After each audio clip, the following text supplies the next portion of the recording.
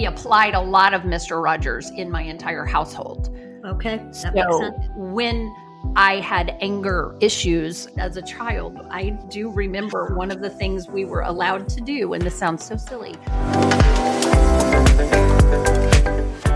Welcome to the Business and Pleasure of Flowers. We're your hosts, Vonda Lefevre And Lori Wilson, and we believe that business and fun are a perfect combination. Kind of like us, Vonda. So, Lori, it's been a long time since it's been the two of us. I know. I feel like we always have a guest, which is great. We love having our guests. We do. We haven't had any catch-up time lately. No, we haven't. We've been a little busy, Vonda. We have been a little busy. Let's just keep it at that. We've been a little busy. And we'll share with our clickers in a couple weeks a little bit more about what we've really been doing with the big wedding. But we came back and we made it. We survived and it was beautiful. And a lot of people saw Instagram pictures from Ellie's Instagram and it was great. But we're going to save that. That's another podcast, as you That is another podcast. But you know what? We haven't had an update on Lenny lately. Maybe you could give us a Life with Lenny update. Yes. So I've had a lot of people ask me about the karaoke night. Yes. And right. Like I was talking about it, there was going to be a potential conflict about having to move my daughter. We ended up having to move my daughter. So we didn't get to go. And then I saw bus driver Mike the following week. He was very sad that we missed it. And so I had a lot of guilt, but we moved through that. He said, well, they're going to have another one. So, okay, good. You have another opportunity. I have another opportunity. Totally missed opportunity. Exactly. So, Life with Lenny, we're doing pretty well. Being gone for this amount of time, going to Italy was a little tricky, but between my son and my uncle, who is my dad's brother, they both live here. They took very good care of him. Okay. And, with Alzheimer's, he's kind of like my dog, Bo. I don't know if he realizes I was gone for 2 days or 2 weeks. He just knows I was gone. There's a lot of truth to that. He's not sure. He just knows I've been gone. And so he was very excited to see me when I walked in. And his caregiver was there. And he did introduce me as his wife. But I was like, well, close enough. I do look like my mom a little bit. But he goes, hey, this is my wife. This is my wife. I go, yeah, daughter. And he goes, I figured. So we just kind of left it at that. Oh. But yeah, he's doing well. I took him this weekend to get his flu shot. And our pharmacist, Miss Gloria, who I love, she was telling him all about her grandmother, who's 95. And so my dad, who's getting ready to turn 91, he goes, would tell her I said hello. So we went down that road. So he's doing pretty well. The one thing he did keep saying, he goes, I'm glad you're home. I'm glad you're home. So he's been saying that a lot. That's good. It made you feel good. Yeah. He was glad. He doesn't really care where I went. And I was trying to show him pictures. He didn't really care because there was an episode of Gunsmoke on. So that, that always trumps that's anything. That's going to trump my Italy pictures every time. So I was like, well, Daddy, I'm going to just fill your medication over here. Then I'm going to leave. Okay. You can't change their mind when they're watching that show, exactly. man. Which actually, Lori, is a really good segue right into what I wanted to talk about. Okay, tell me, because I didn't bring anything to talk about. Well, I never watch any movies. Exactly. Unless I'm on an airplane, because I cannot do anything else in my home or wherever I'm at. Right. So I have to sit there and, gosh, I was watching movies. So okay, good for you. And last time I watched a movie, and then this time they kind of went together, and that is the Mr. Rogers' Neighborhood. So Fred Rogers. Yes. So this one was Beautiful Day in the Neighborhood with Tom Hanks. Yes. But the last one was Won't You Be My Neighbor, which is more of a documentary. Yes. So watch both of those. Both are great. Did you grow up with Mr. Rogers? I did. I loved Mr. Rogers. I have such great memories of that show. I watch it all the time. See, I don't remember watching it. Oh, you don't? Yeah. Just maybe my brothers or something, a little younger. 'Cause, I am a little older than you, Lori. Yeah. My memory of that is, like, I grew up on Mister Rogers and Sesame Street. Those were Okay. my 2 shows because we had, what, 4 channels. You had Mhm. your ABC, NBC, CBS, and then you had PBS. Those were the only channels we had, and so mornings were PBS shows, and then I'd get home from school, and Mister Rogers was the afternoon show coming home from school, and Okay. so I remember watching it religiously. It's just amazing what he did in his time, how much change he made or how much good he did for the children there. It wasn't just like Sesame Street doing numbers and all that. I mean, this was the emotional part of children who, like he was saying in his documentary, he was addressing fears that they had. Yeah. That we as parents didn't even realize that, oh my gosh, they probably have anxiety because of all this stuff going on that Sure. is not even being discussed. For sure. For sure. First of all, he was a Presbyterian minister is what he started out to be. So I think he led from a place of compassion and empathy and how can I serve people, I think is that platform. But when I think back, and you can get on Instagram Reels or TikTok and you can watch little segments of his show, you can see all of those little seeds that he was constantly planting Oh, about positivity and just the lyrics of song that he had. Like, it's such a good feeling to know I'm alive. It's such a happy feeling to wake up inside, like those types of things. And anytime I hear a Mr. Rogers song, I immediately, you know me, I know every word because I'm like, yes, of God, course you do. I know. And I'm thinking how subliminally as a child that Mhm, probably made me feel about mhm. myself. Yeah, we just don't realize that. Mm. I just don't think you realize everything that he did, and then, of course, in that movie, then when Tom Hanks Mhm, was mhm. doing the interview and his wife is like, "Don't you say anything bad about him, don't Yeah, ruin whole thought about Mister Rogers," because I grew up with Mister Rogers, he's a great guy, and because the writer right. always about being negative about Mhm, whoever mhm. he interviewed, and she was really fearful of Right. that. Don't you ruin my concept of Mister Rogers. Yes, that whole thing. So that was very interesting to me. The whole movie was just so touching, and what I loved and one thing that we hardly ever do is when they were in the restaurant, and he said, "Let's just sit a minute." Mm. 1 minute, and we're not gonna say anything. And he just watched his watch, and you could see how he was uncomfortable and how people are uncomfortable in silence for only 1 minute. And I think about that today. I mean, we can't sit for a minute without, "Oh my gosh, I gotta pick up my phone, I gotta scroll, I gotta see what's going on." 1 minute, and everyone on this call should listen to that and just look at your watch and give yourself 1 minute of silence and see how uncomfortable you can be. Yeah, 100%. There is an interview he did years ago because he wrote books too. He's authored a few books. I don't know how many books he's written, but he did an interview, and I believe it was on 60 Minutes. And they were interviewing him about his book, and I typed out a quote because I thought it was really interesting, and he said, because they were asking him just about the world, and then keep in mind, this was in the '80s probably when this interview aired, late Okay. '80s, maybe early '90s, I don't know, but he says he's very concerned about how our society is much more interested in information rather than wonder, Mm. noise rather than silence. How can we encourage reflection? He said, I trust that this book will do some of that, but oh my, this is a noisy world. Wow. And I just got chills when Yeah. I was listening to this interview because I thought, wow, he was so right. And it Mhm. has just gotten more and more and more noisy.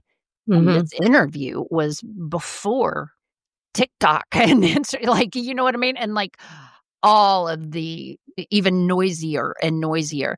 And so this morning, again, I got up and I was like, I gotta go outside. I have to go outside. Did you put your feet in the grass? I did, and it was chilly, and I was like, "Oh my gosh," and I looked at my dog, and I was like, "Bo, it is cold out here, my god," and I was, like, trying to be really aware of the seasons. My gosh, they're starting even here in Texas, we're starting to get seasons. Dang, it Like, was chilly this wow, morning. I can't believe it, it's so exciting. But I thought, it really is such a noisy world, but that word wonder, we've talked about that before. We have. I've told you about that. I think it's actually on my bingo card. Remember, I want to have more time to wonder and just reflect. And so I think, I would like to think that was instilled in me at some point in the 70s, sitting in my parents' bedroom on their black and white TV watching Mr. Rogers. So it could have been. It could have been then. I mean, because you think, how often do you hear that word anymore? You really don't. No. But he did. He created this little world in Mr. Rogers' neighborhood that was very simple because, it was on a tiny little budget. And his puppets going into his neighborhood, he did every single puppet. He did the voices of all of them. And I will tell you, Lady Elaine scared the crap out of me. Her face was terrifying. Oh, really? Oh my gosh. Like, you couldn't find a better puppet than that? Whew.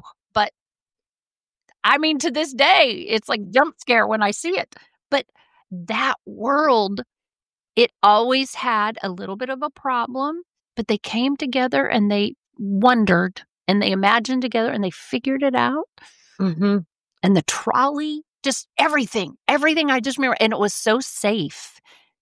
But he looked at subjects that we as adults didn't even think of. Like, let's say our husband and wife are talking or couples are talking and they're talking about divorce, they're talking about politics, war, they're talking about segregating hard things that kids are just like so fearful of, or they have no idea what they're talking about.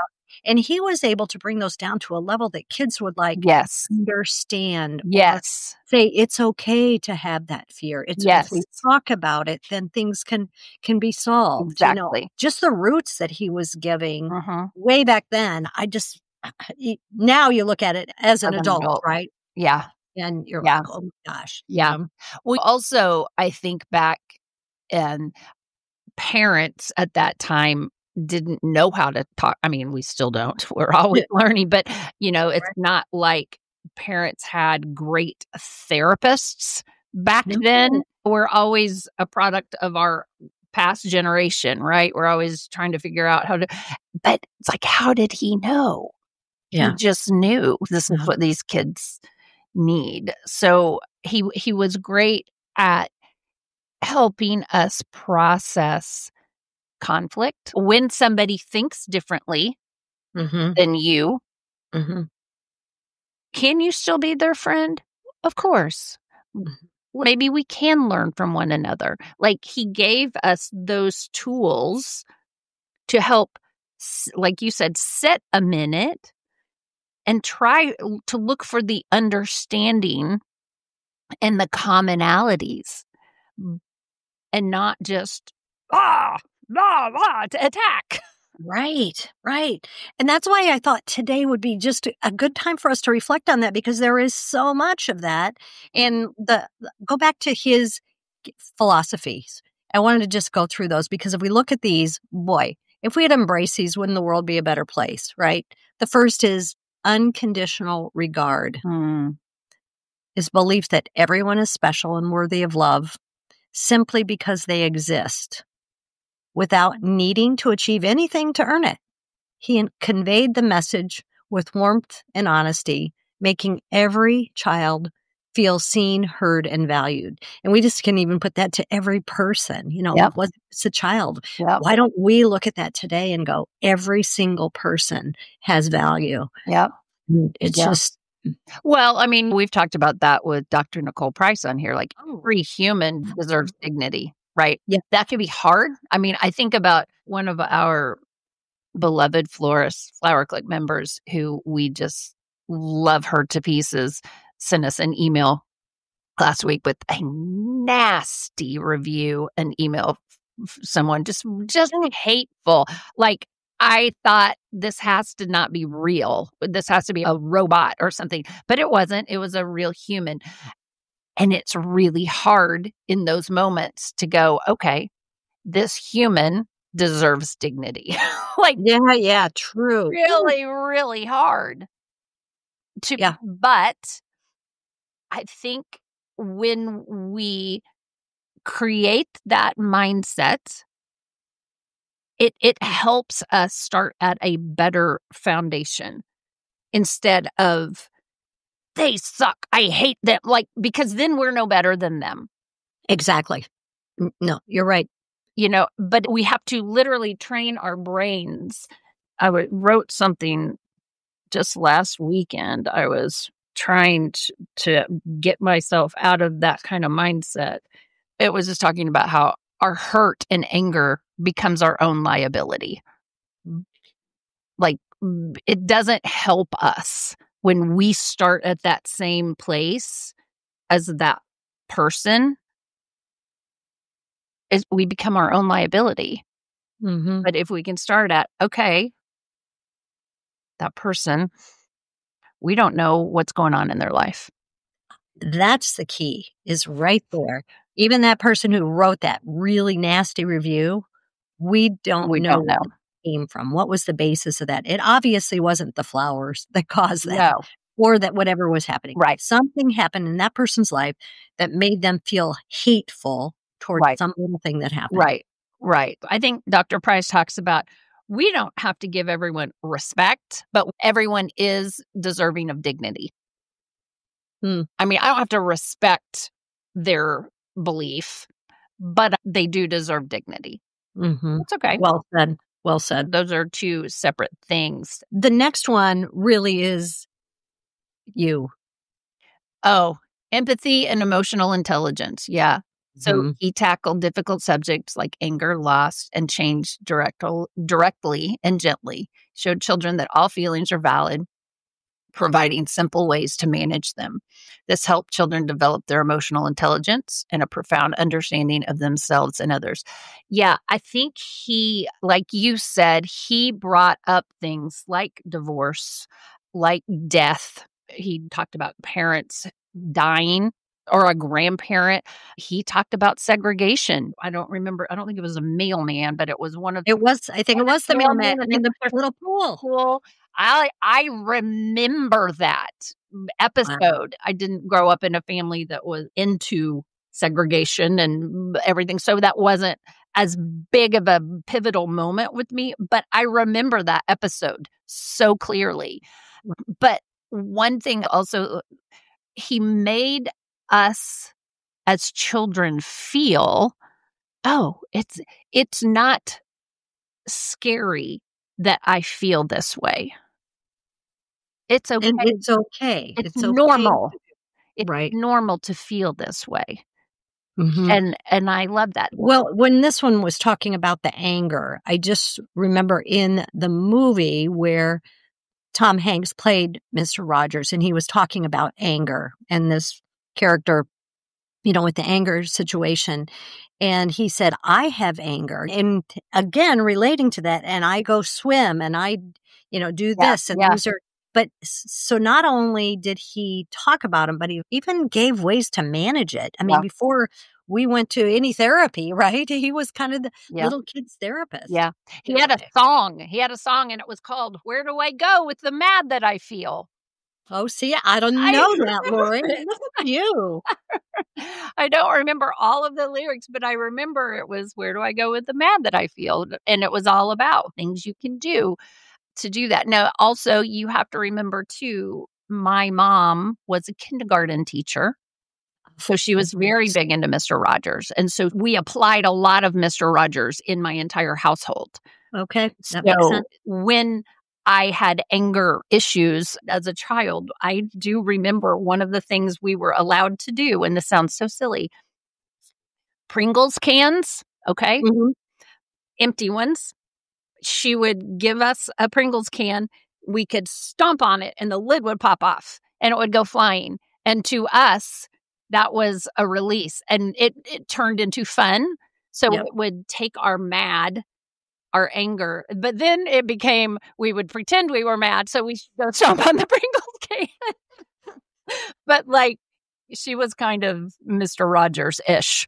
Yeah. But we were big on where to go with the mad that you feel. What can you do? Well, you can go outside and stomp on the grass. You can go, all of these things, but you can't hit. You can't hit others. You can't hit a wall. You can't, these. Oh, wow. Yeah. Your mother was her own Mr. Rogers. She loved her Mrs. Brock. I mean, she loved her Mr. Rogers.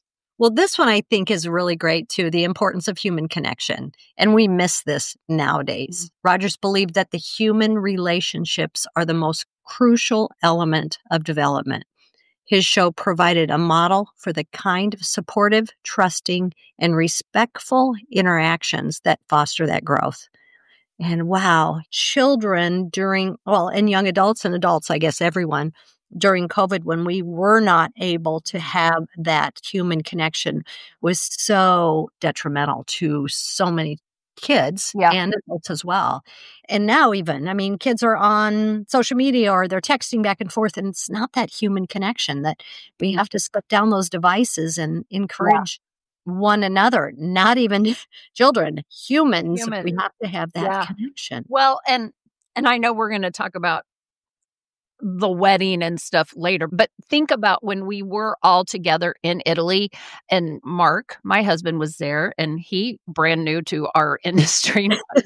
He has always been, and we threw him in and we're all in this Airbnb and it's chaotic and we're working and we're doing stuff, but how fun was it? And even he admitted, he's like, that was crazy. But it's because we were together.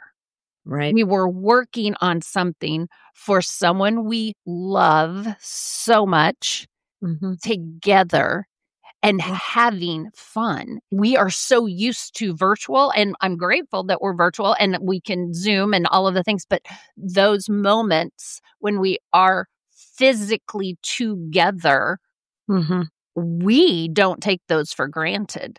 Not at all. Because I'm like, God, this is just great. So great. Yes, it's a lot of work. Yes, Vonda made us get here at 5 a.m, but it's okay. But it's a memory, right? It is. Because it's human connection. Yeah. With other people. And it's looking back and we're like, oh, remember when did it? We have those. And so when people are constantly just phone or computer or we are moving to this society that he talks about, that we aren't getting much wonder anymore. It's just information only. Well, we have to be mindful of that. And I think we are, right? But so many people aren't. They're just in that world. Yeah. It's okay, sit back. This morning, I just sat in my chair, looked outside and saw the beautiful sunrise. Just the wonder of a sunrise and all the colors. It's wow, that's amazing. Yeah. You know? Oh, absolutely. One thing I thought of from Mr. Rogers for human connection, one thing he did, so he always fed his fish. In the morning, he'd come through, he'd change his sweater, blah, blah, which, here's a fun fact. Did you know that his mother made all of his sweaters? I did not know that, Lily. Yes. Wow. He made his sweaters. And there is, I think one of his sweaters is in the Smithsonian, I'm pretty sure. But anyway, so that's why he always did the sweaters. His mother made them. But he would always go by and he had a fish tank, which I loved. And he would go doot, doot twice and feed his fish. However, one time he received a letter from a little girl who was blind. And she said she was worried about the fish because she didn't know if they were feeding him, but she knew he mentioned the fish. So after he received that letter, every time he fed the fish, he would say, feeding the fish just for her. And I thought, that's human connection. Being mindful of just one letter. One letter. You know, Oh, to wow. I know it. Right? Oh my gosh. What a good guy. What a good guy. Yeah. Yeah. Anyway, this next one was simplicity and honesty. His philosophy embraced simplicity, was built on honest and direct communication. He famously created a language style known as Freddish, Yeah. which was simple, literal, and designed to avoid confusing children. He understood how they process language. Lessons more, right? Mhm. Mhm. That's right. Don't beat around the bush. Yep. Be clear. And isn't that funny? Because we talk about that in sales prep school. We talk about that in management. We talk about that all the time. Clarity is everything. It is. It is. Started way back then. Yep. Kindness and respect for diversity. He encouraged treating others with kindness and respect, regardless of their background or beliefs, and celebrated the uniqueness of each individual. Yes, he did that. He did that. He had so many different guests. He had Tony Bennett, Julia Childs, Michael Keaton, LeVar Burton. I mean, Yo-Yo Ma, I remember that one, the cellist, the famous cellist. I don't know why that one sticks out to my brain, but I remember as a kid, Yo-Yo Ma, maybe because that name is so Name, it crazy, would be and the I was name like, for you. "Someone's named Yo-Yo Ma?" But that's how I learned who Yo-Yo Ma was, the famous cellist, and he came on and Wow. performed, and I was just enthralled with it. I thought it was incredible, and I was a small child, a kid. Sure. Exposure to so many different things. Exactly, exactly. Wow. But yeah, he was an incredible person. And then the last one is one that we talk about all the time too, is active listening and understanding. A part of his philosophy was to do more listening than talking, to seek to understand others' unique experiences, fears, and triumphs. He applied this principle both in his show and in his own life. Mhm. And that's absolutely true. Do more listening than talking. And I think we can never go wrong, even if I'm relating this to, like, customer service. I think if I'm talking with a I very rarely talk to a disgruntled Flower Click member, but I'm just pretending if I was to talk to somebody that was upset, it would not behoove me to talk over them or to tell them why they shouldn't be upset. Like, active listening and trying really hard to understand where they're coming from, their starting point, right? Getting to the root. And that's what I Mhm. talk about when I do my empathy presentations. I mean, until I can put myself, I hate to say in their shoes because I will never be able to be in their shoes because that's impossible. Right. But being able to go, I keep talking because I want to understand, listening until I can go, oh, okay. You Mhm. know what? I do get it. I think I do get it. Do you Mhm. mind if I ask a few more questions just to make sure? I mean, It's that listening to understand, not listening to respond. right. Not listening to be right, Right. listening to understand. And that is for the majority of us, myself included, one of the Sure. hardest disciplines to create because we all want to be right. Mhm. We all want to think, well, we know how to do it. We know what the belief system should be. We know, and because it's hard, because when the thought that we might have done something wrong or might have believed something wrong our whole life or might have, d- God, that's tough, Yeah. Yeah, you because know? you look back and you go, "Whoa, man, I had that wrong all these years?" Yeah, Yeah. exactly, exactly, and it's tough. I think just leaving our clickers with what you mentioned earlier, and that is we need to change from being more interested in information than wander. And everybody take a look today and look around and say, "What is it? What is it Mhm. that Right. makes me Instead wonder?" of going straight to Google or straight to Instagram or straight to da da da, take a little time and wonder yourself about it. Imagine just imagine. I think that was the thing about Mr. Rogers' World that I loved as a child was just imagine. Thank you so much for listening to our podcast. We hope you enjoyed spending time with us because we enjoy spending time with you. If you did, make sure you hit that subscribe button or add the business and pleasure of flowers to your Google morning routine or your flash briefing on Alexa. We look forward to seeing you next week. So please come back and join us and discover how a bit of knowledge and one small change in your mindset can take you to new levels in your life and business.